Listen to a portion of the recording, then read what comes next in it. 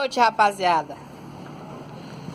Galera, ó, o que eu ganhei de presente aí, ó? Eu passando na rua, mas jogando fora. Aí eu pedi pra ela, né? Aí ela perguntou pra que eu queria. Eu falei, pra fazer compressor de pintura, pra pintar. Aí eu trouxe aqui pra casa. É o motor daqueles de filtro de congelar água, né? Desses normal mesmo, desses pequenos.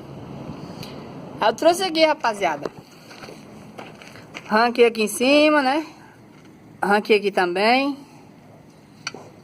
Olha, pessoal, pode ver que ele não é tão velho assim não, ó. Só um instantinho aqui, ó. Ribar ele aqui, ó. Ó a lateral lá no fundo lá, tá vendo? Onde a luz não tá brilhando, ó. É novo, galera. Entendeu? Amanhã eu vou dar uma limpeza, limpar mesmo, bem limpadinho, tirar essa chapa aqui, dar uma limpada nele, né? Dar uma pintada também no motor, ficar bonitinho.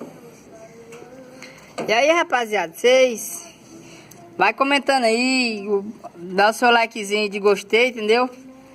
Ajuda nós aí, entendeu, pessoal? Que logo, acho que dentro de 2 dias esse motor tá funcionando. Aí eu vou mostrar ele pintadinho.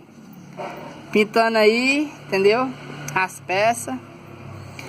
Vai dando seu like aí, viu, família? Até a próxima.